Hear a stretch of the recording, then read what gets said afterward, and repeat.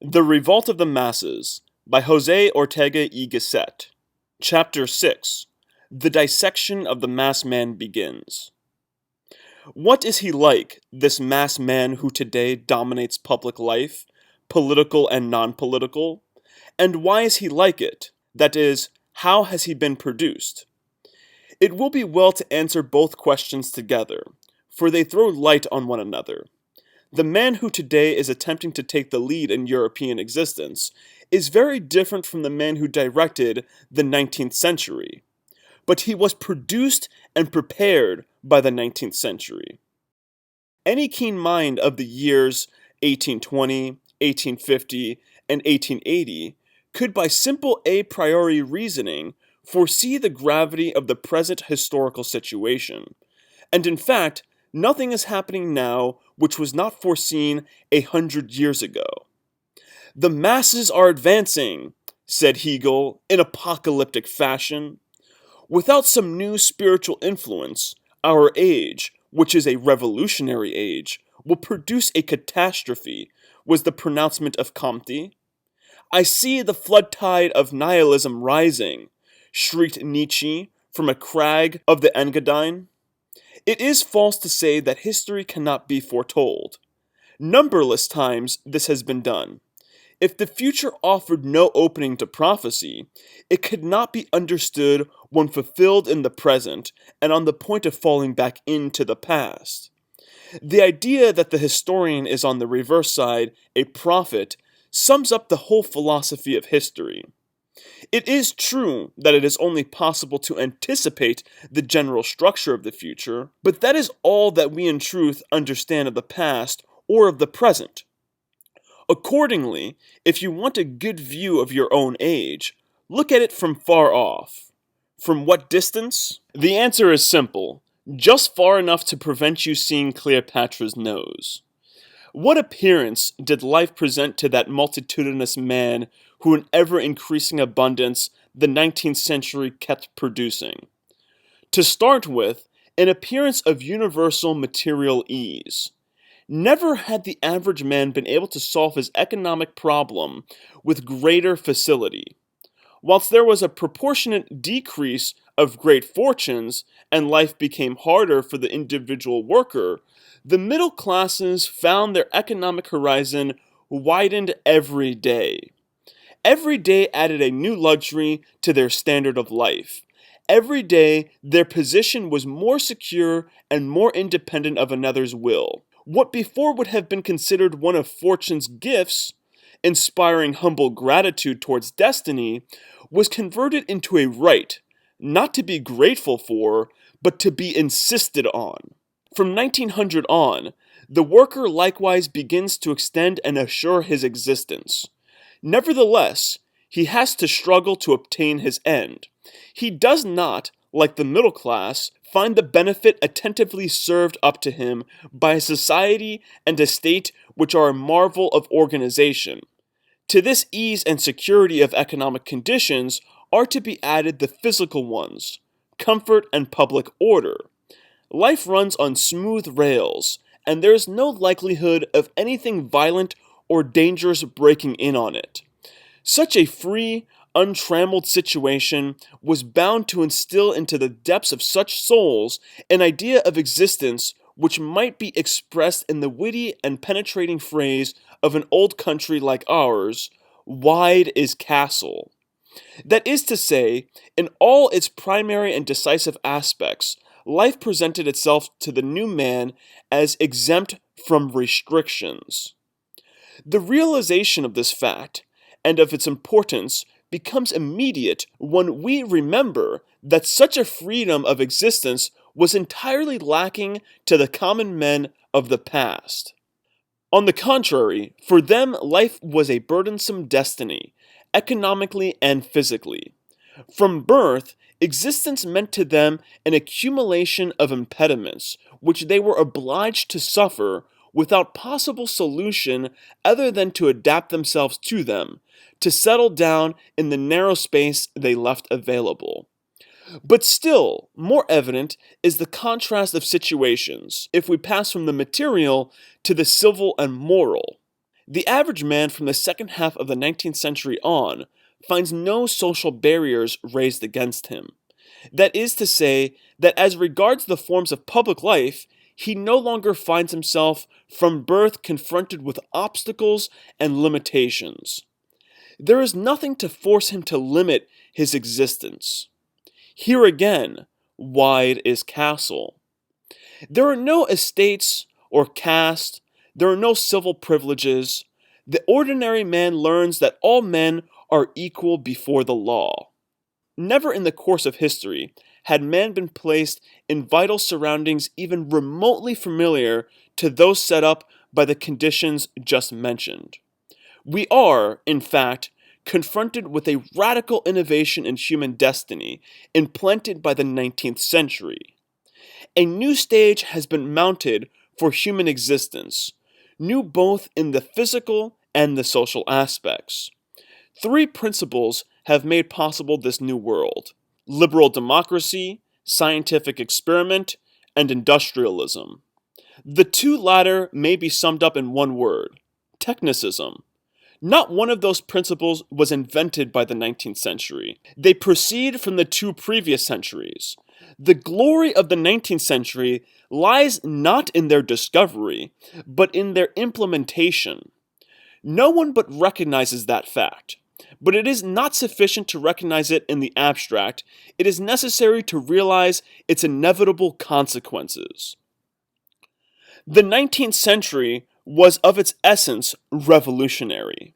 This aspect is not to be looked for in the scenes of the barricades, which are mere incidents, but in the fact that it placed the average man, the great social mass, in conditions of life radically opposed to those by which he had always been surrounded.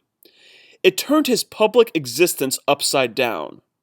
Revolution is not the uprising against pre-existing order, but the setting up of a new order contradictory to the traditional one.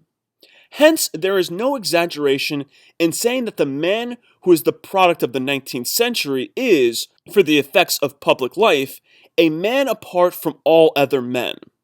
The 18th century man differs, of course, from the 17th century man, and this one in turn from his fellow of the 16th century, but they are all related, similar, even identical in essentials when confronted with this new man.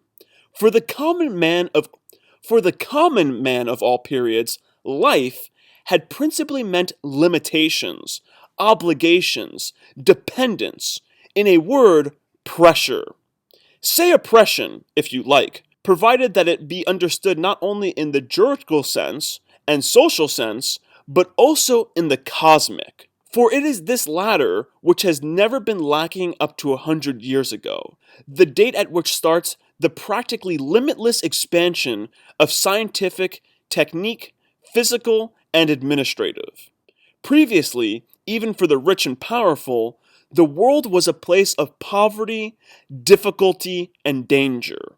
Author Note 1. However rich an individual might be in relation to his fellows, as the world in its totality was poor, the sphere of conveniences and commodities with which his wealth furnished him was very limited.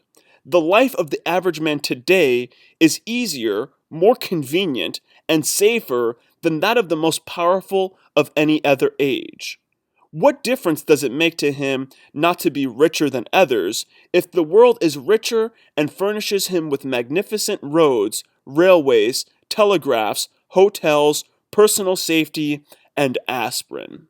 End of author note 1. The world which surrounds the new man from his birth does not compel him to limit himself in any fashion. It sets up no veto in opposition to him. On the contrary, it incites his appetite, which in principle can increase indefinitely. Now it turns out, and this is most important, that this world of the 19th century and early 20th centuries not only has the perfections and the completeness which it actually possesses, but furthermore suggests to those who dwell in it the radical assurance that tomorrow it will be still richer, ampler, more perfect, as if it enjoyed a spontaneous, inexhaustible power of increase. Even today, in spite of some signs which are making a tiny breach in that sturdy faith, even today, there are few men who doubt that motor cars will in 5 years' time be more comfortable and cheaper than today. They believe this as they believe the sun will rise in the morning. The metaphor is an exact one, for in fact, the common man, finding himself in a world so excellent, technically and socially, believes that it has been produced by nature, and never thinks of the personal effort of highly endowed individuals which the creation of this new world presupposed. Still less will he admit the notion that all these facilities still require the support of certain difficult human virtues, the least failure of which would cause the rapid disappearance of the whole magnificent edifice. This leads us to note down in our psychological chart of the mass man of today 2 fundamental traits: the free expansion of his vital desires, and therefore of his personality, and his radical ingratitude towards all that has made possible the ease of his existence. These traits together make up the well-known psychology of the spoiled child. And in fact, it would entail no error to use this psychology as a sight through which to observe the soul of the masses today. Heir to an ample and generous past, generous both in ideals and in activities, the new commonality has been spoiled by the world around it. To spoil means to put no limit on caprice, to give one the impression that everything is permitted to him and that he has no obligations. The young child exposed to this regime has no experience of its own limits. By reason of the removal of all external restraints, all clashing with other things, he comes actually to believe that he is the only one that exists, and gets used to not considering others, especially not considering them as superior to himself. This feeling of another superiority could only be instilled into him by someone who, being stronger than he is, should force him to give up some desire, to restrict himself, to restrain himself. He would then have learned this fundamental discipline: here I end, and here begins another, more powerful than I am. In the world, apparently there are 2 people, I myself, and another superior to me. The ordinary man of past times was daily taught this elemental wisdom by the world about him, because it was a world so rudely organized that catastrophes were frequent, and there was nothing in it certain, abundant, stable. But the new masses find themselves in the presence of a prospect full of possibilities, and furthermore, quite secure, with everything ready to their hands, independent of any previous efforts on their part, just as we find the sun in the heavens without our hoisting it up with our shoulders. No human being thanks another for the air he breathes, for no one has produced the air for him. It belongs to the sum total of what is there, of which we say it is natural, because it never fails. And these spoiled masses are unintelligent enough to believe that the material and social organization placed at their disposition like the air is of the same origin, since apparently it never fails them, and is almost as perfect as the natural scheme of things. My thesis therefore is this: the very perfection with which the 19th century gave an organization to certain orders of existence has caused the masses benefited thereby to consider it not as an organized, but as a natural system.